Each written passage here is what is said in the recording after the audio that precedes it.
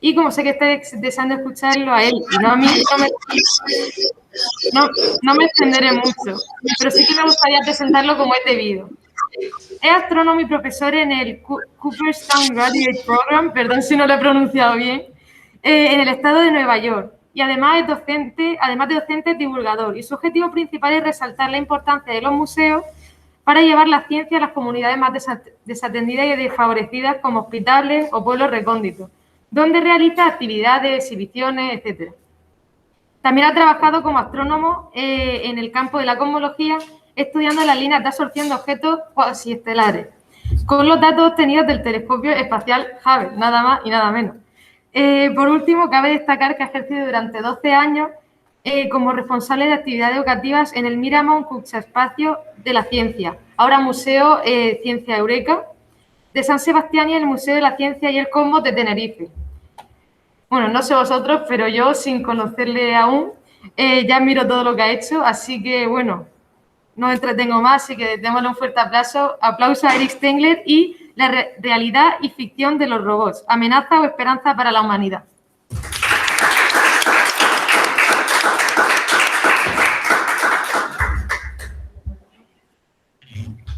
Bueno, muchas gracias por la magnífica presentación. La verdad es que es un resumen estupendo de lo que he estado haciendo en los últimos años y espero que al final de la ponencia tengamos tiempo para que os explique y para que me preguntéis cómo después de todo eso estoy aquí hablándoos de robots, ¿ok?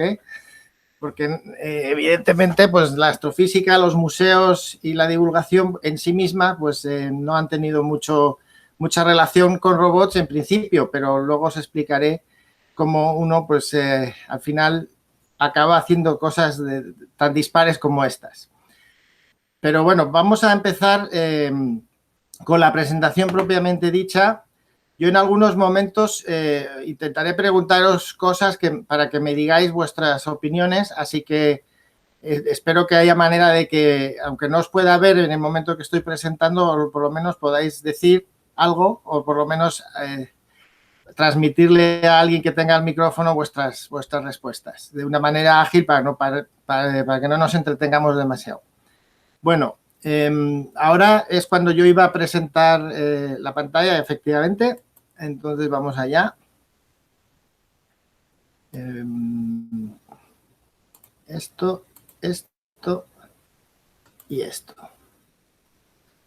Muy bien. Bueno, pues ahora no os veo, pero espero que vosotros veáis la pantalla completa y quizás incluso una ventanita conmigo, ¿eh? Y, pues, como decía el título, os voy a hablar de robots, de la realidad y la ficción de robots.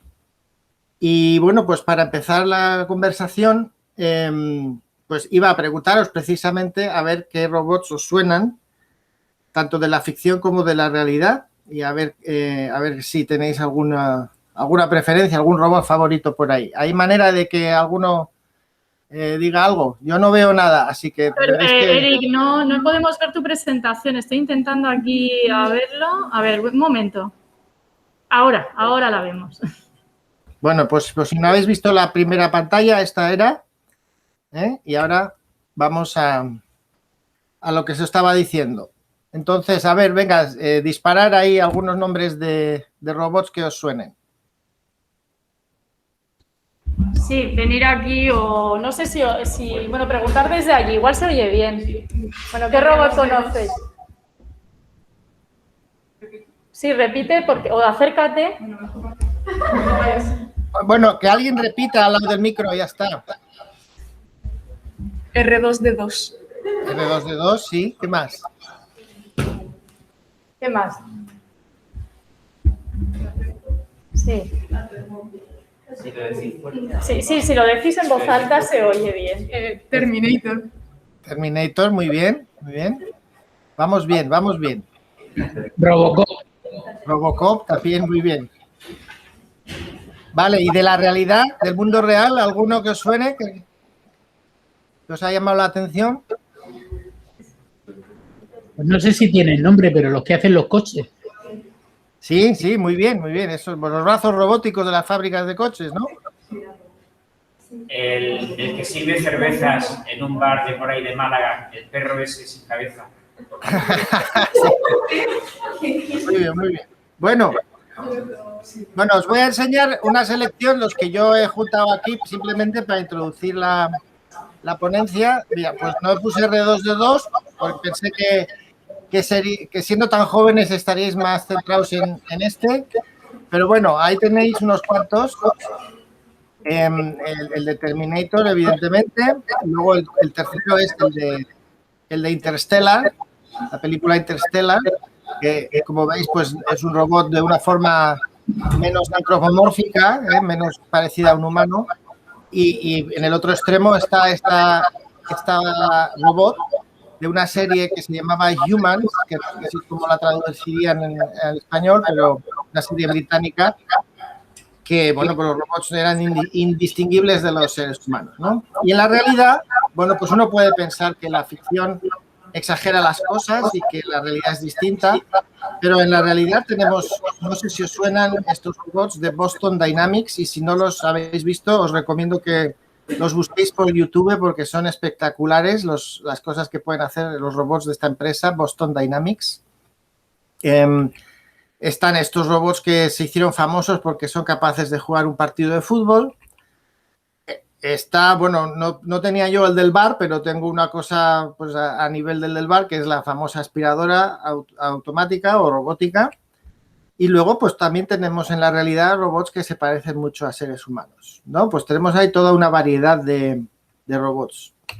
Bueno, pues entonces, claro, la primera pregunta que nos podemos hacer es ¿qué es un robot?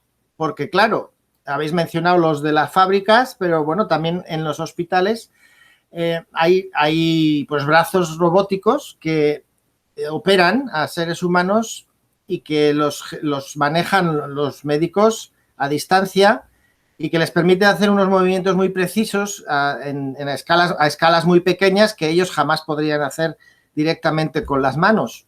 ¿Eso es un robot? Pues ahí queda la pregunta. No voy a decir ni que sí ni que no, pero claro, en el fondo no es más que un brazo teledirigido. Están los de los coches, efectivamente, que ya no son teledirigidos en vivo y en directo, sino que están programados para hacer una y otra vez un mismo movimiento. Pues los llamamos robots. Pues sí o no, no sé. Lo que hacen es bastante limitado y no sé si eso encaja con lo que uno se imagina con los robots.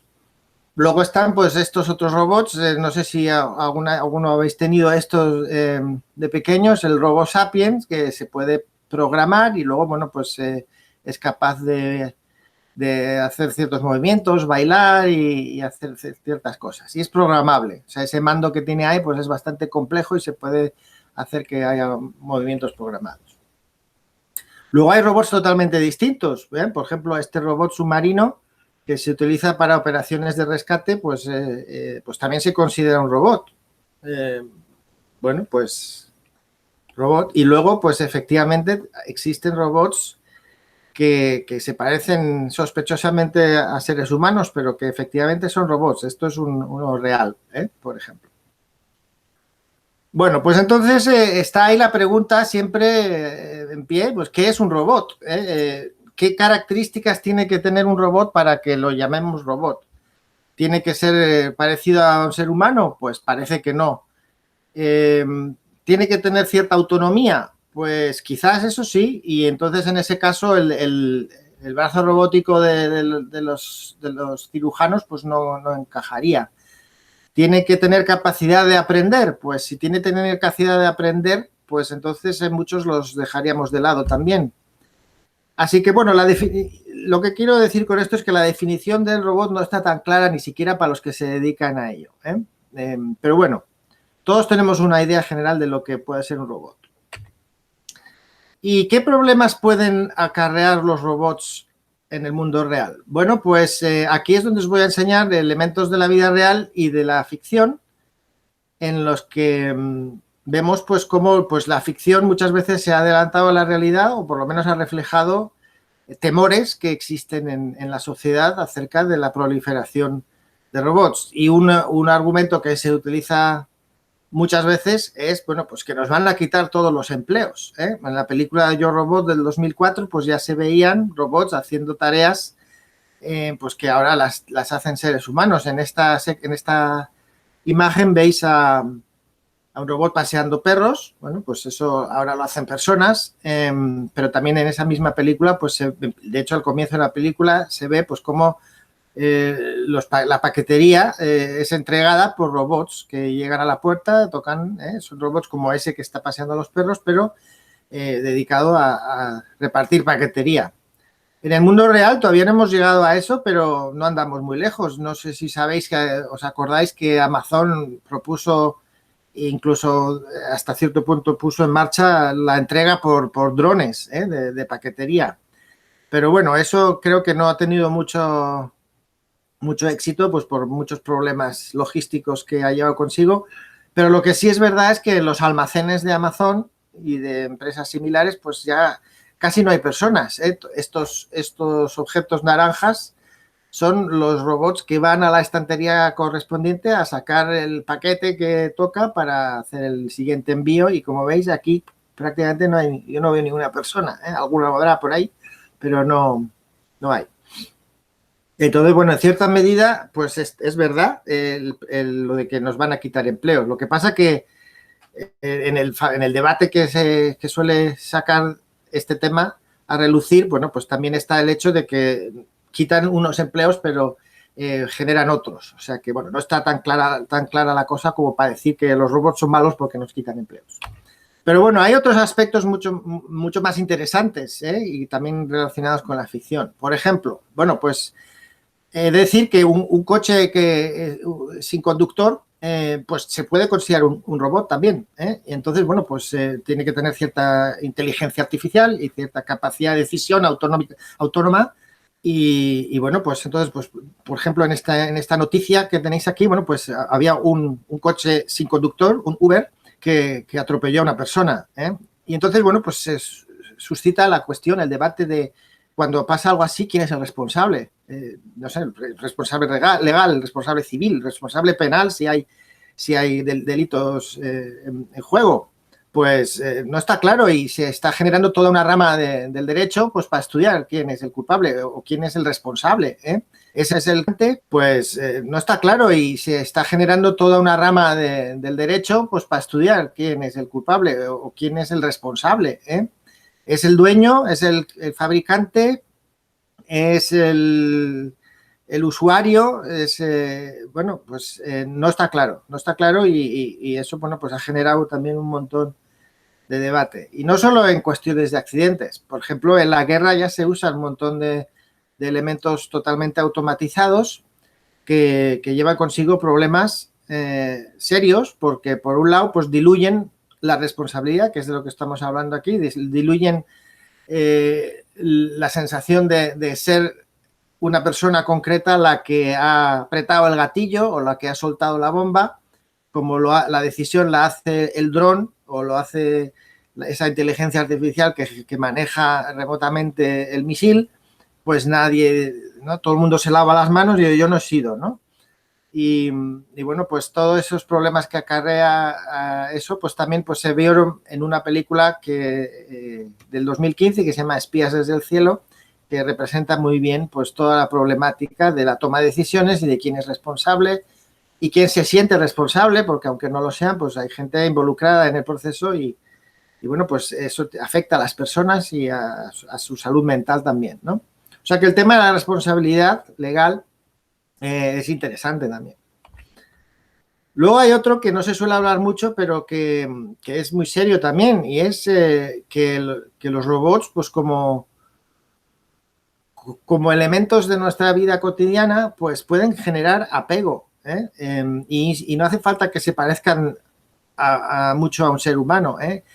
Puede ser un robot que es claramente un robot, como el que veis aquí en la imagen de la izquierda, que es de una película magnífica que recomiendo un montón, que se llama Un amigo para Frank. Y este robot, pues claramente es un robot, o sea, no hay lugar para el engaño, pero bueno, pues Frank, que es el señor que está ahí con los binoculares, pues siente un gran apego hacia el robot. De hecho, bueno, en el título original no tiene la palabra amigo, pero a la traducción al español le pusieron amigo porque precisamente es lo que pasa, ¿no? Que se hacen amigos y, claro, llega un momento en el que se pone a prueba esa amistad. No quiero revelar nada para los que luego queráis ir a verla. Pero bueno, eso era una película, pero eso está ocurriendo en la realidad también. Tenemos pues esta pequeña foca que se llama Paro, que es una foca robótica que se ha usado ya mucho como mascota artificial pues para personas mayores que están pues solas, incluso pues con demencia o con algunos otros problemas y que, bueno, pues que les suponen una gran fuente de compañía y de alegría muchas veces y bueno, pues generan apego.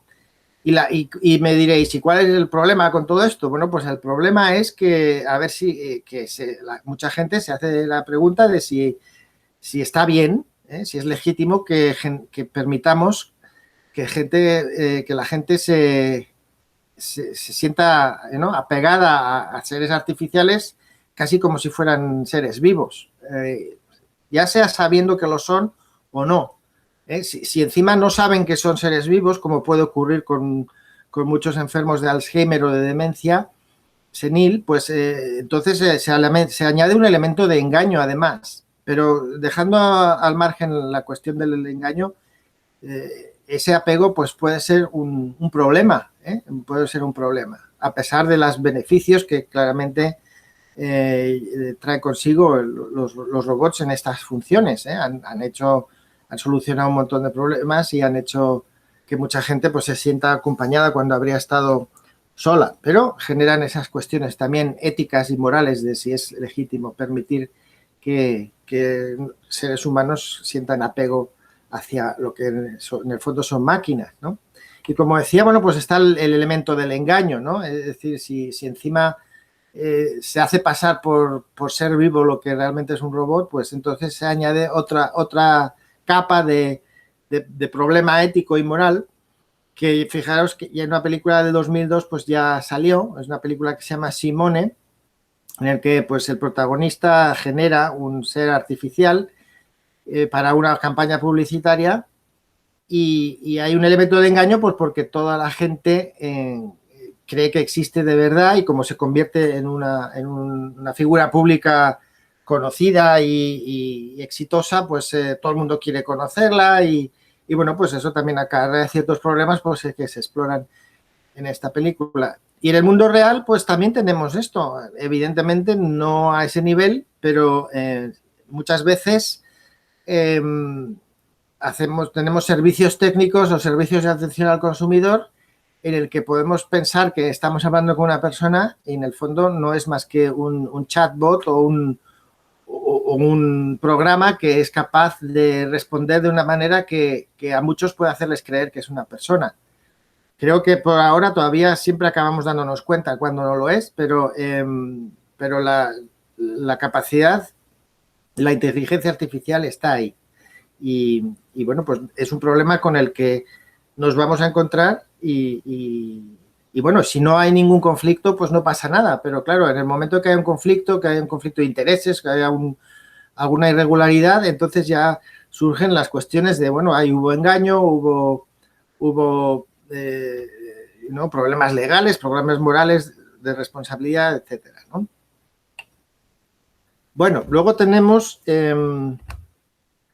ya nos vamos acercando a unos problemas quizás de más, digamos, de más abstractos, pero bueno, que también se están considerando. Todos estos problemas no me los estoy inventando yo, ni son solo problemas que surgen en el ámbito de la ficción. Hay gente que está estudiando esos temas en serio desde el punto de vista legal, ético y moral. Y claro, la razón es que hay que estar preparados. Cuando estas cosas ya estén ahí fuera, ya es tarde para empezar a legislar y para establecer criterios. Esto hay que hacerlo cuando todavía las cosas están en preparación y no están ya expuestas al mundo real. Entonces, bueno, pues hay gente estudiando estas cosas con mucha intensidad. Bueno, pues una película que se llamaba Inteligencia Artificial del 2001. Bueno, pues ahí ya se tocaban temas tan delicados como el hecho de que los robots se equiparaban a seres humanos. Ya no es una cuestión de que parecieran y que hubiera engaño o no hubiera engaño, es que se les considera en cierto punto iguales a los seres humanos. De hecho, el argumento de la película Inteligencia Artificial, pues esta mujer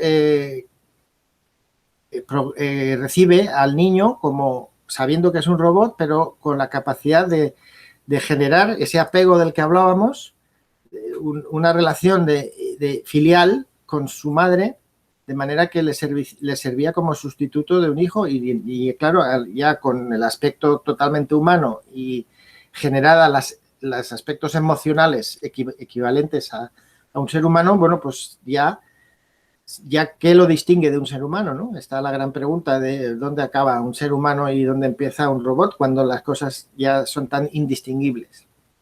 No hemos llegado a eso en la realidad tampoco, pero es cierto que ya hay una clase de robots que se llaman robots emocionales, que son capaces de hacer ver que tienen sentimientos y emociones. Evidentemente son sentimientos y emociones programados, pero yo conocí a un profesor, del que os voy a hablar dentro de un rato, que hacía esta reflexión que me parecía muy interesante. Cuando nosotros interpretamos que otra persona pues tiene ciertas emociones o ciertos sentimientos, lo hacemos juzgando las expresiones externas de esa persona, con lo cual no sabemos lo que está pasando en su interior, simplemente juzgamos que esa persona está contenta, triste, que nos quiere o que está emocionada en función de signos externos, pues lágrimas, que llora, abrazos, expresiones faciales.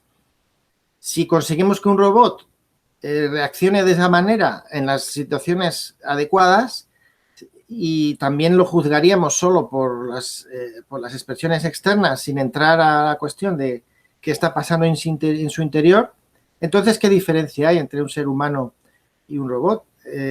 Si conseguimos que el robot se comporte como un ser humano en prácticamente todo o en todo, ya que más da lo que hay adentro si tampoco con los seres humanos vamos más allá de lo que vemos externamente. No, ahí dejo la pregunta. Es una pregunta muy profunda y muy polémica, Y si queréis luego pues la debatimos un poco, pero ahí queda la pregunta. Bueno, un elemento muy importante de los robots es el aprendizaje, y lo he puesto aquí como un posible problema porque, claro, en el momento que los robots aprenden más allá de lo que se les ha programado, ya adquieren un determinado nivel de independencia y pueden llegar, como se ve en muchas películas, aquí tenéis una maravillosa que también recomiendo que se llama Chappie, que aborda un montón de temas relacionados con la robótica. Prácticamente todos los temas de los que estamos hablando y más están recogidos de alguna manera en esta película. Pero como decía, una vez que un robot aprende y va más allá de lo que se le ha programado, adquiere cierta independencia y por lo tanto puede acabar no necesitando a los seres humanos. Todos hemos oído hablar del famoso momento en el futuro en el que se llama la singularidad, en el que los robots ya no van a necesitar a los humanos porque son capaces de crear a otros robots, de reproducirse a sí mismos, de programarse y ya pues la humanidad es completamente superflua. Bueno, pues sin llegar al extremo de pensar que nos van a exterminar, pero ese nivel de independencia que podría llegar a un momento en el que no sepamos cómo funcionan los robots que tenemos a nuestro alrededor porque han sido creados por otros robots que han aprendido más allá de lo que se les introdujo en el momento en que fueron fabricados, bueno, pues eso puede llevar también problemas importantes. Y claro, evidentemente estas cosas tampoco han ocurrido en la realidad al nivel en el que se representan en el cine, pero es verdad que tenemos pues estos robots de enjambre que veis en la imagen de la derecha, que en los que ya se ha constatado que aprenden patrones de comportamiento que no han sido programados. Se les mete determinados criterios para comportarse como un enjambre, para relacionarse entre sí, y en base a esos criterios van aprendiendo y van refinando y mejorando su comportamiento. Y llega un momento en que las decisiones que hacen no responden a que alguien haya metido un algoritmo de programación que les lleve a hacer esa decisión. Es una decisión que esos robots hacen en base a lo que han aprendido ellos, más allá de lo que se les ha introducido. O sea que ese elemento de la ficción ya está ahí también en la realidad y por lo tanto pues hay que empezar a pensar qué hacer con todo esto. Por supuesto, el elemento más extremo del que acabo de mencionar un poco es el de que lleguen los robots a sustituirnos. Y bueno, pues sin llegar a exterminarnos, pues por ejemplo en la película Matrix, que por cierto el año que viene o incluso va a salir ya la cuarta parte, 20 años después de la primera. Bueno, pues en Matrix se representa una realidad en la que los seres humanos ya no son necesarios, pero nos mantienen vivos porque nos servimos de pilas, de baterías para proveer la energía para los robots. Si pudieran recibir la energía de otro lado, por ejemplo, energía solar o lo que sea, pues ya ni siquiera para eso serviríamos y evidentemente pues la especie humana se extinguiría. Y hay quien estudia desde el punto de vista evolutivo la cuestión de si se llegara a ese caso, podríamos considerar que la evolución humana se extiende o continúa con los robots una vez que se desecha la carcasa biológica y la inteligencia humana se traslada a los robots y la evolución sigue por ahí. Bueno, pues esas ideas también están consideradas y debatidas de alguna manera en la trilogía original de Matrix. Y bueno, evidentemente, esto más que cualquier otro de los temas que he mencionado, pues es ciencia ficción. Pero bueno, fijaros que ya existe un robot que se llama Sofía, que en Saudi Arabia le han dado ciudadanía. Es decir, es un robot que ha adquirido derechos y deberes legales como una persona. Y aquí la veis con cierta parte de la electrónica a la vista, pero tiene peluca y tiene ropa, de manera que llega un momento en que prácticamente es indistinguible de un ser humano. Y en Saudi Arabia se le ha dado la ciudadanía. Es el primer robot que se le ha dado ciudadanía. Podemos preguntarnos, ¿esto ya es el primer paso para darles a los robots una entidad más de la que merecen y que puede llegar a llevar en el futuro lejano a una situación como la que la ciencia ficción nos presenta? Bueno, pues ahí queda eso, pero evidentemente hay que empezar a considerar estas cosas antes de que se convierta en un problema real. Bueno, para finalizar mi recorrido por estos problemas, simplemente quería mencionar dos películas más que creo que son clave para quien quiera explorar estos temas. Bueno, una es nada menos que de 1982, Blade Runner, que seguro que habéis oído hablar de ella. Hace pocos años hubo una secuela que estuvo bastante bien, bastante a la altura de la original. Y luego está Ex Machina, más reciente, de 2015, que también explora pues esta situación en la que los seres humanos ya llegan a un punto que son indistinguibles de los robots, o los robots de los seres humanos, mejor dicho, y qué hacer en esa situación. Entonces, bueno, pues una de las cosas que hay que resolver es una manera de detectar que esos robots son robots y no personas. Y entonces, bueno, pues ahí entra en juego pues todo el tema de la capacidad, no ya de aprender, que decíamos antes, sino de engañar, de los robots que intenten engañar a los seres humanos por voluntad propia. Fijaros que he utilizado la palabra voluntad, que es una cosa claramente humana, pero bueno, si llegados a ese punto, bueno, pues los robots, si son capaces de aprender y de expresar emociones y de comportarse como un ser humano, pues tendrían también una característica pues que equiparable a lo que llamamos voluntad en los seres humanos. Y en estas películas pues se explora pues esos tests que se han diseñado, se diseñaron ya desde que empezaron a crearse los ordenadores con Alan Turing. Pues el test de Turing es un test real. En las películas hay unos tests que tienen otros nombres, pero que en el fondo pues están representando a ese test que es hacerle determinadas preguntas a un robot y ver si es capaz de detectar que las respuestas revelan que no es un ser humano. Y bueno, pues toda esa cuestión que ahora la vemos claramente como ficción, bueno, pues quién sabe, podría llegar a ser crucial en la realidad.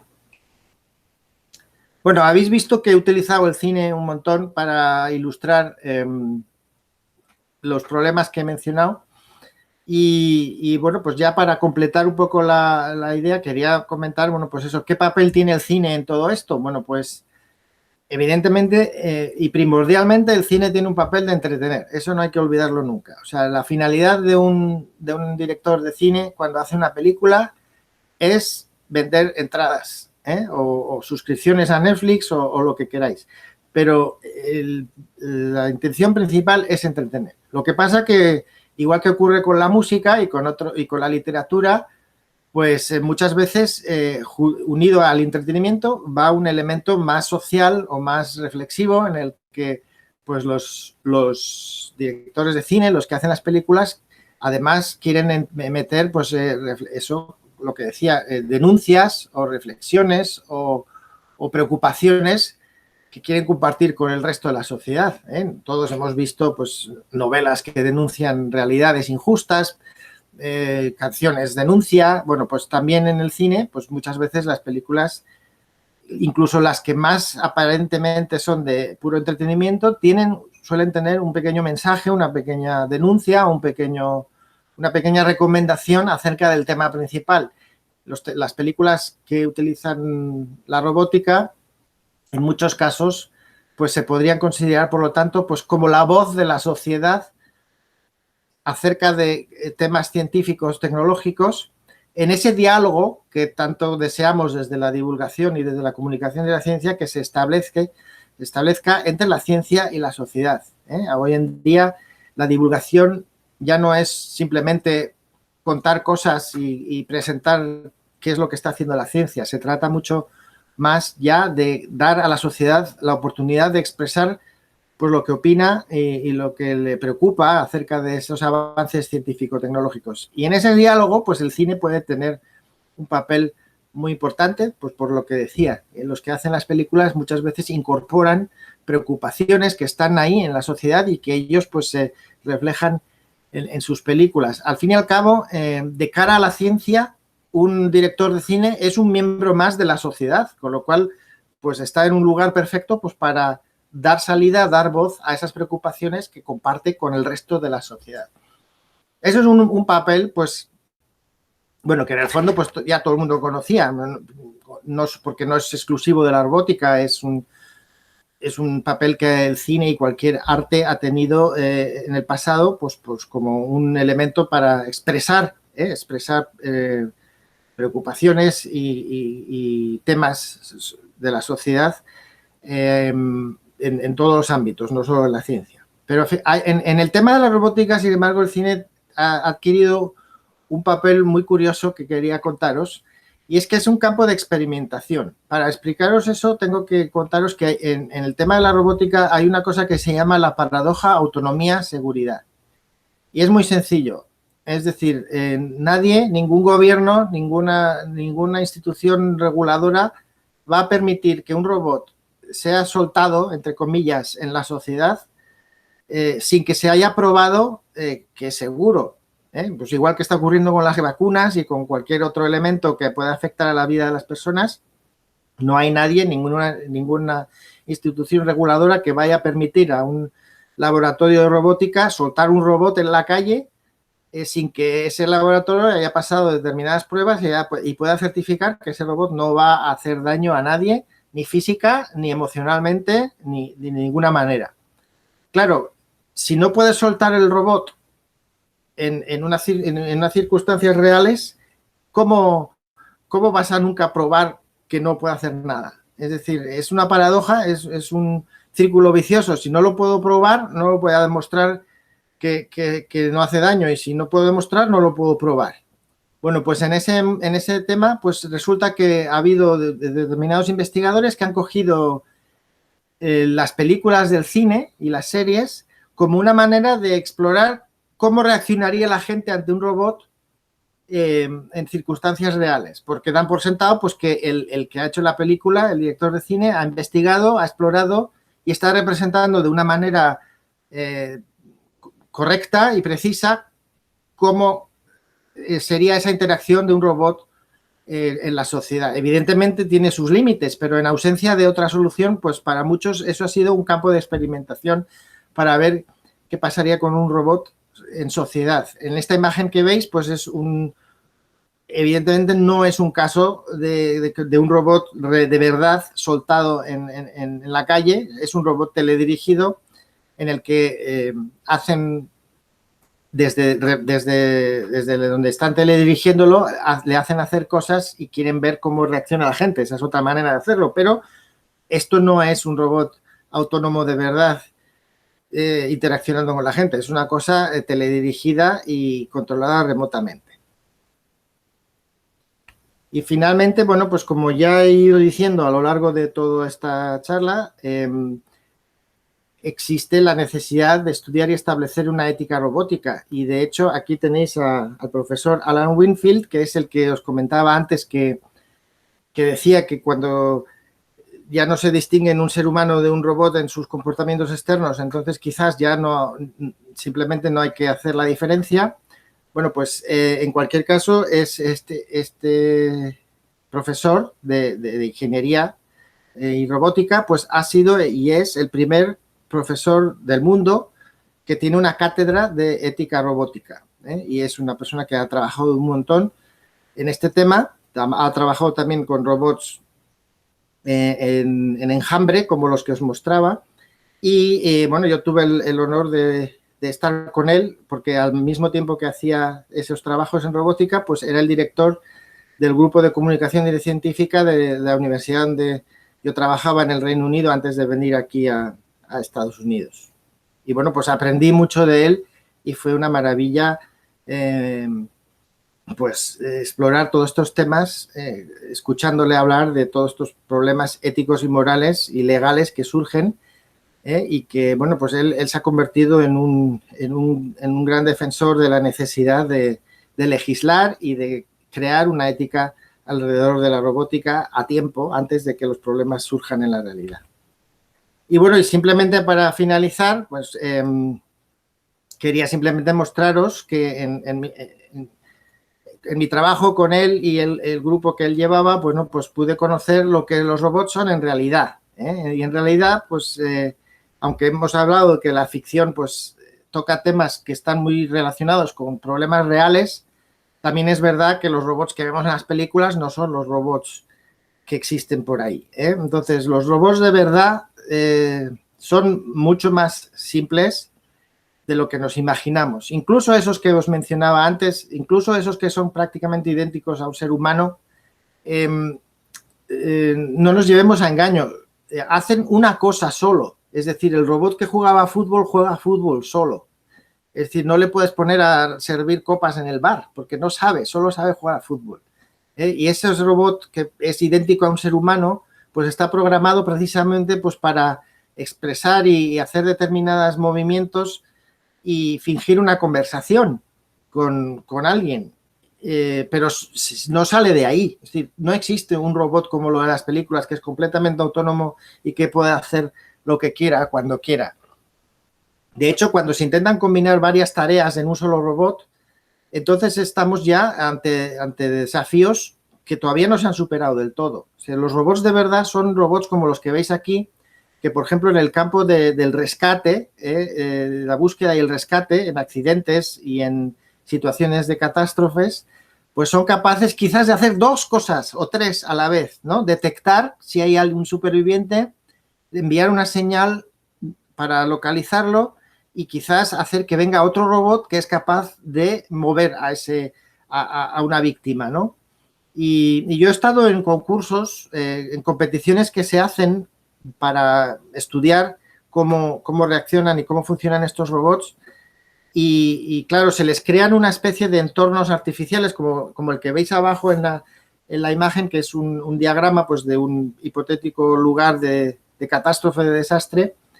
Bueno, pues se les crean esas situaciones y es más bien ver eso, intentar, por ejemplo, grabarlo en fotos o en vídeos, es casi como irse por ahí de safari para observar animales. Es decir, tiene que pasar horas para que un robot de estos igual avance 1 metro y sepa lo que está haciendo y supere un obstáculo, porque los obstáculos en la vida real pues no son los obstáculos que uno diseña en el laboratorio, una piedra ahí, un tronco en mitad de la calle.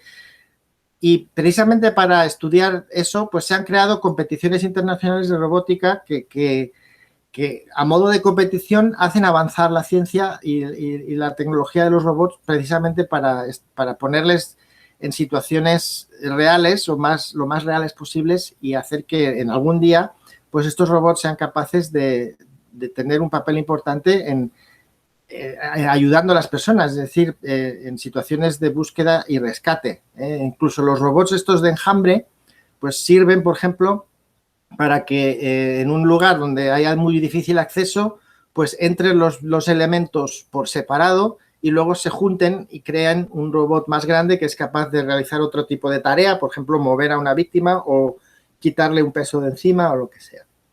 O sea que, bueno, a pesar de todo lo que he dicho de la ciencia ficción y de los problemas que hay que empezar a considerar, la realidad es que la robótica está todavía bastante en pañales, así que si alguien que iba a estar preocupado después de charlar, que no lo esté, y que este ámbito de investigación pues es súper fascinante, está haciendo avances a pasos agigantados y bueno, vamos a ver muchas cosas en el futuro que nos parecían ciencia ficción, pero todavía no hay que estar con miedo a los robots, sino todo lo contrario.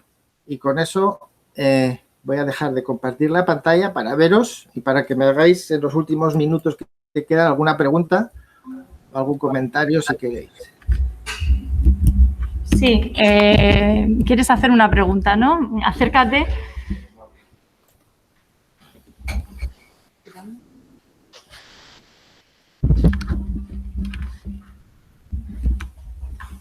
Vamos a girar la cámara para que se vea. Gírala para... sí. Hola, buenas. Hola. Quería hacer una pregunta sobre el ámbito médico, es decir, en cirugía, ¿cuánto tiempo puede pasar? Es decir, ¿va a llegar un punto, es decir, operaciones que no se necesite tanta precisión? Porque usted ha mencionado antes que para asuntos muy precisos sí que se utilizan robots, pero puede ser que dentro de, no sé, 20, 30 años ya hagan toda la cirugía los mismos robots. Pues no es de excluir, una cosa que sea muy clara y muy establecida y muy rutinaria, podrían ir haciéndola muy pronto. Estoy convencido de que la capacidad ya existe, pero pasa que ¿quién se mete en un quirófano sin control humano? Nadie se atreve. Entonces, ante la elección, todo el mundo elegiría ir a una operación hecha por un cirujano humano. Incluso si nos dicen que los robots tienen menos capacidad de error que los humanos, aún así nuestro instinto es ir a los humanos. Por ejemplo, con los coches sin conductor, que también son robots, está demostrado que provocan menos accidentes que los seres humanos y aún así mucha gente es reticente y los aviones. Hace ya muchos años que los vuelos, incluso los vuelos internacionales y transatlánticos, se podrían hacer sin piloto. Y no se hacen precisamente porque nadie jamás se subiría a un avión sin piloto. Pero la tecnología y la capacidad existe desde hace tiempo. Muchas gracias. Sí, aquí hay una pregunta de una alumna que está en un aula. Buenas tardes, soy una alumna de primero de bachillerato de investigación. Quería preguntarle si en el hipotético caso de que los robots cobrasen conciencia, los humanos lo aceptaríamos. Bueno, si lo lograra no tendríamos más remedio que aceptarlo porque estarían ahí, ¿no? Pero la cuestión es qué es lo que es consciencia. ¿Cuándo decimos que un robot ha adquirido consciencia? Porque determinados elementos de la consciencia ya muchos los tienen. Es decir, si la consciencia es percibir el entorno y reaccionar adecuadamente y considerarse un individuo separado de los demás, pues podríamos decir, como decía antes, simplemente en función de su comportamiento externo, que ya lo tienen. Entonces, bueno, ahí entramos ya en una definición, en una cuestión de definiciones muy, muy delicada, que precisamente en películas como las que he mencionado, Ex Machina, Chappie y Blade Runner se exploran bastante bien. Evidentemente, luego hay obras de no ficción que las exploran todavía mejor, y si queréis, pues tendréis un montón de libros por ahí para explorar sobre el tema. Y el tema de la conciencia, de la autoconciencia, es súper importante. Y de hecho, una cosa que quería haber dicho que se me pasó antes es que muchas de las películas que utilizan robots, cuando no están denunciando o sacando a relucir un potencial problema, muchas veces lo que hacen en el fondo es usar a los robots para explorar qué significa ser un humano, qué significa ser humanos. Y de hecho, por eso muchas de las películas de robots, en el fondo, incluso en el título, se llaman humanos, se llama Almost Human, porque en el fondo lo que están explorando es qué significa ser humano. Y en esa pregunta está implícito qué significa la conciencia, qué significa ser autoconsciente. Entonces, bueno, pues antes de preocuparnos de si lo aceptaríamos o no, quizás tenemos que debatir y estudiar bastante qué significa o en qué momento vamos a decir que los robots son autoconscientes. Bueno, hay una alumna que está en su casa, Carmen Marina, dice: buenos días y muchas gracias por la charla. Ya que usted ha hablado tanto del papel de los robots como del cine, me preguntaba si en otras formas de arte o en ámbitos como la educación, ¿ve usted posible que el robot sustituya al ser humano o lo reemplace hasta un punto no concreto? Pues mira, preguntémonos cómo hemos echado de menos las clases en persona este año pasado. No estamos hablando de robots, estamos hablando simplemente de poder estar en contacto personas con personas. Ahora, imaginaros una clase que os la da un robot sin ninguna persona detrás. A no ser que sea un robot que es indistinguible de un ser humano y que no os deis cuenta, pues acabaremos echando, es mi opinión, de menos el contacto humano. Y esta pandemia nos lo ha demostrado. Es decir, el 100% de los problemas que estamos teniendo con la pandemia es porque no estamos queriendo renunciar a ese contacto humano. El virus no se mueve, lo estamos moviendo nosotros por el mundo. Y la única razón por la que seguimos moviéndolo es porque no podemos resistirnos a buscar ese contacto humano a pesar de todo lo que nos han dicho y de todos los riesgos. Así que yo creo que la pregunta es muy pertinente y la respuesta en parte está precisamente en nuestra experiencia más inmediata que estamos viviendo estos días. La profesora María Dolores Muñoz quería comentar algo, lo ha puesto por escrito. María Dolores, ¿lo leo o prefieres decirlo tú? Lo leo, ¿no? Lo puedes leer. Venga. Hola, buenas tardes. Yo soy la profesora de Lengua y Literatura y por deformación profesional creo que a los robots les falta la capacidad humana por excelencia, que es el lenguaje. El que más se parece es Siri, pero incluso ese falla. No sé si hay futuro en ese sentido para los robots. Gracias.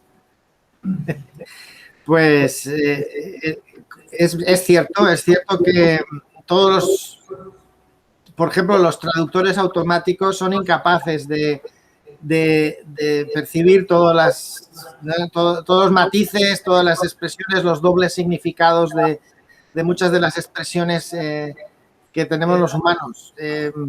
Pero yo creo que quizás sin llegar a una perfección al 100%, sí que podrían llegar a un nivel que por lo menos nos satisfaciera para el día a día. Y quizás el futuro del famoso test de si un robot es artificial o un humano estaría en el uso del lenguaje, precisamente. Pero, bueno, no sabemos hasta dónde vamos a llegar y, bueno, ha habido avances espectaculares en todos los ámbitos. ¿Quién iba a decir que hay robots que son capaces de reaccionar y de expresar emociones? Hay un robot al que se le ha enseñado, evidentemente, a enfadarse cuando pierde una partida de un juego de mesa, ¿eh? Y se enfada. Y claro, si tú estás delante de ese robot y ves que se enfada, bueno, pues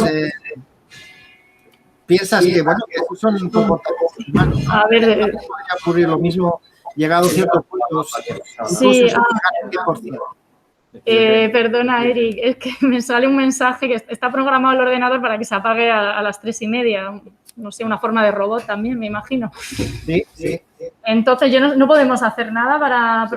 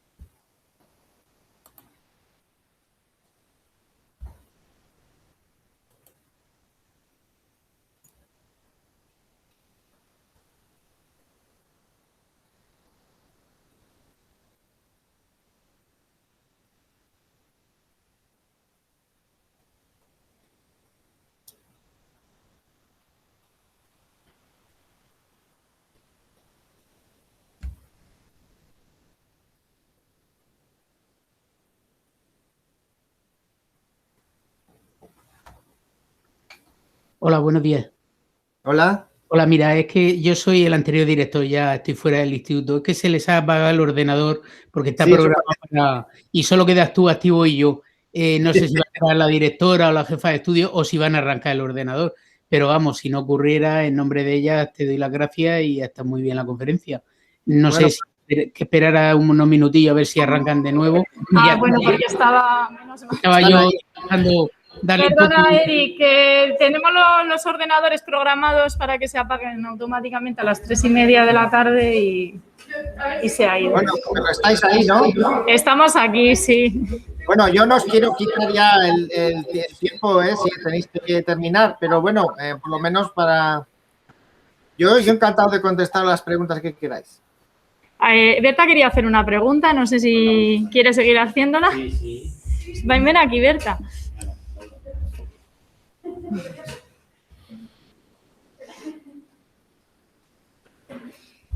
Hola, otra vez. Hola. Vale, que me he planteado una duda que no sé si tiene mucho sentido, pero es si uno de los hechos que podrían diferenciar al ser humano de un robot o si realmente en ese momento, si se consigue ser un robot, se le podría considerar una persona, es la capacidad de crear arte. Porque, a ver, pienso que, por ejemplo, la ciencia, como tal, lo que se conoce como ciencia, sigue un procedimiento concreto, pero en verdad el arte es algo mucho más interno, más personal, nunca mejor dicho. Entonces, el hecho de que a lo mejor un robot consiguiera crear a lo mejor una obra escrita con coherencia y novedosa, a lo mejor eso se podría considerar ya humano. No lo sé. Pues es cierto que los paleoantropólogos han considerado precisamente establecer que los humanos se hicieron humanos en el momento que se descubre arte en las excavaciones y en las cuevas, con lo cual no está muy desencaminada esa idea. El problema es que ya hay por ahí sinfonías completas creadas por inteligencia artificial que no puedes distinguir de obras concretas de Beethoven o de Bach o de cualquiera.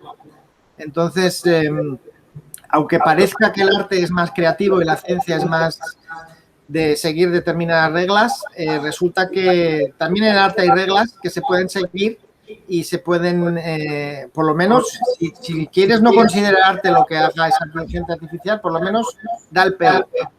Entonces, quizás un musicólogo muy experto sea capaz de darse cuenta de que esa obra no la ha creado un ser humano, pero para los mortales como yo, pues probablemente sería indistinguible. Con lo cual, como he dicho antes en el tema del lenguaje, quizás sin llegar al 100% de equivalencia, ya sean capaces de engañarnos y, por lo tanto, de dar por válido determinado nivel de creatividad, entre comillas. Muchas gracias. Bueno, yo solo quería decir en relación a lo que ha planteado Berta, que puede crear una gran obra de arte a nuestros ojos, pero sin que tenga conciencia de que esté creando arte, eso no es arte, desde mi punto de vista. Pero ahí entraría lo que decía aquel profesor que yo conocí, que nosotros tampoco sabemos lo que está pasando dentro de un artista. Nosotros lo juzgamos por la obra. Y si tenemos que juzgar las cosas por las señales externas y en el tema del arte por las obras, pues llegará un punto en que sean indistinguibles y entonces no podremos... Entonces, casi el tema es que ya la pregunta no es necesaria. Es decir, ya no hay que hacerse la pregunta si es o no humano, porque a todos efectos es equivalente, ¿no? En efecto, sí. ¿Alguna pregunta más? Erika, ¿no?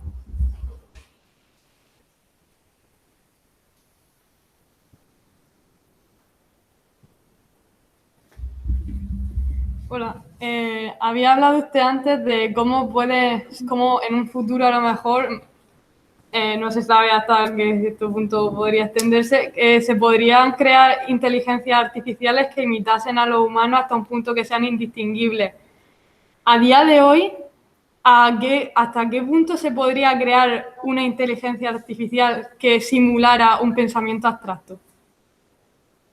Bueno, pues la cuestión no es si se pudiera hacer. Es decir, la cosa es que, al igual que he dicho antes, que los robots de verdad son muy buenos haciendo una sola cosa, probablemente sea posible crear una inteligencia artificial que puede expresar y formular un pensamiento abstracto, pero solo uno.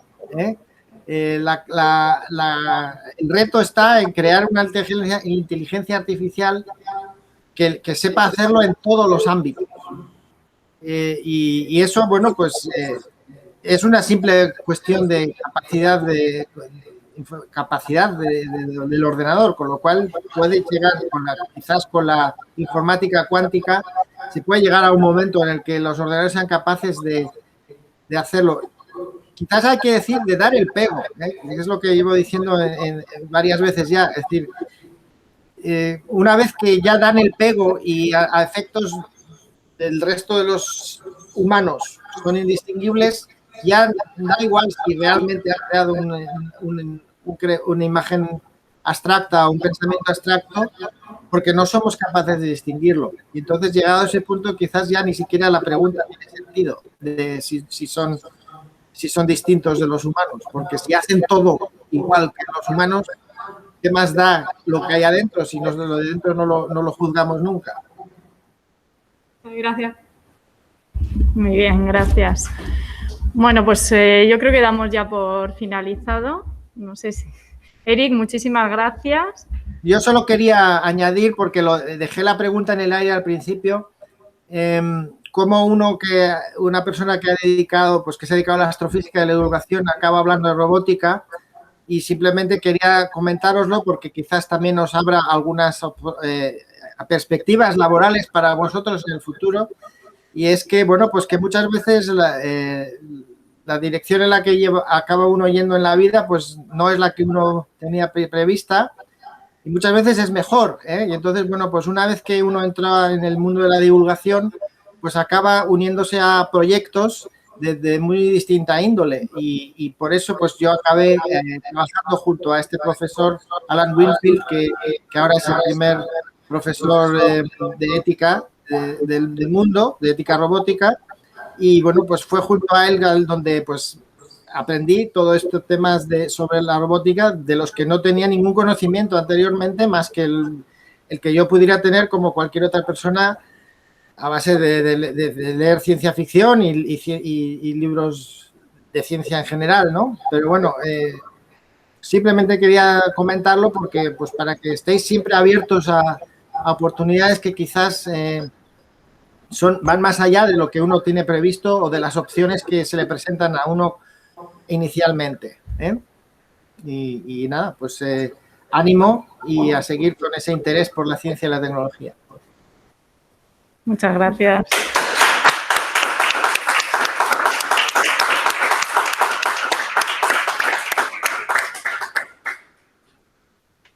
Bueno, pues nada, muchas gracias de nuevo y esperamos contar otra vez contigo en otra ocasión. Perfecto. Bueno. Bueno. Hasta luego.